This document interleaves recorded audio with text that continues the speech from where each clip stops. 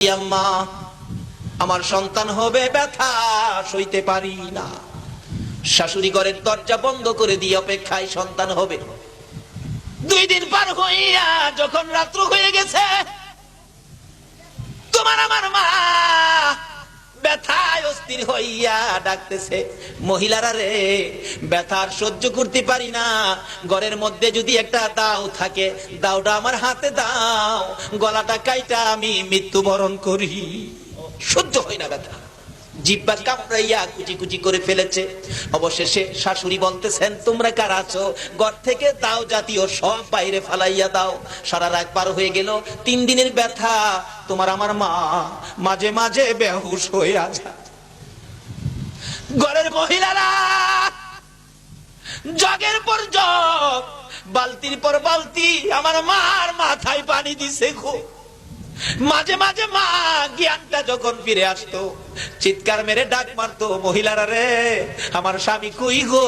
আমার স্বামীরে আমার পাশে আসতে বলো। স্বামী যখন পাশে আসছে, স্বামীর পায়ে ধরে চিৎকার মেরে কাঁদছে, স্বামী 3 দিনের ব্যথা আর সইতে পারি না, মন বলে আমি বাঁচবো না। স্বামী গো, পায়ে ধরে যদি মরে যায়, আমার জীবনের অপরাধ ক্ষমা করে দিও।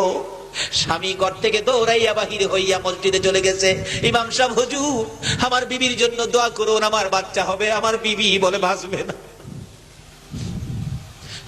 ডাকছে তোমার আমার মা, আবার শ্বশুর কই, আবার শাশুড়ি কই।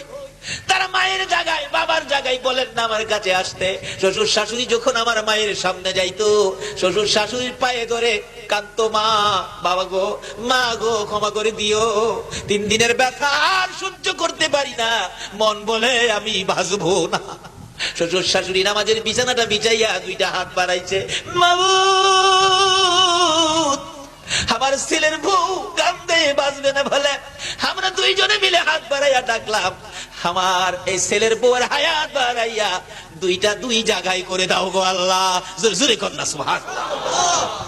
দয়ার শ্বশুর দয়ার শাশুড়ি যখন দোয়া করে দিলেন, আমার আল্লাহ বলেন, ফেরেশতারা রে, আর ব্যথা সহ্য করতে পারে না। এবার দেখ, তার শ্বশুর শাশুড়ি আমার জন্য দোয়া করে দিছে। ও মা বোনেরা, শ্বশুরের দোয়া নাও না, শাশুড়ির দোয়া নাও না, তাদের দোয়া তো আল্লাহর দরবারে কবুল হয়ে যায়। আল্লাহ বলেন, ও ফেরেশতারা, যা জলদি করে যা, বাচ্চাটার মাথাটা উপরের দিকে ছিল, মাথাটা ঘুরাইয়া দে।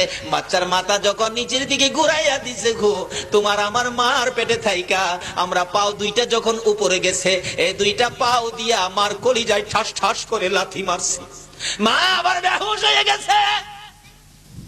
মহিলারা মাথায় পানি দিছে, পানি দিয়া গোর বাসাইছে। হঠাৎ করে তোমার আমার মতো একটা সন্তান দুনিয়ায় যখন বেরিয়ে গেছে গো, মা বেহুশ হয়ে পড়ে আছে। আমার আল্লাহ বলেন, ফেরেশতারা রে, বাচ্চাটারে কান্দাইয়া দে, বাচ্চাটারে কাঁদতে দে। ফেরেশতারা বাচ্চাকে কান্দাইয়া দিলে, কান্দার আওয়াজ যখন মায়ের কানে লাগছে, তোমার আমার মা সকল ব্যথা বুইলা মার জ্ঞান ফিরা গেছে গো। মা পাগলিনী রক্ত মাখা শরীর লইয়া 2টা হাত বাড়াইছে। তোমরা কারা ঘরের মধ্যে আছো? 3 দিনের ব্যথায় জিহ্বা কামড়াইয়া যে সন্তানের জন্য জিহ্বা কামড়াইয়া শেষ করে দিয়েছি, আমার সন্তানের কান্নার আওয়াজ শোনা যায়, আমি 2টা হাত বাড়াইলাম, দে আমার সন্তান আমার হাতে উঠাইয়া দে, 10 মাস 10 দিনের ব্যথা আমি মা দূর করে দিব। এই দুঃখিনী মাকে কষ্ট দেয়, ঘর থেকে বের করে দিলেন। বলুন, মা কষ্ট পাইছেনি? একজনে কইছে।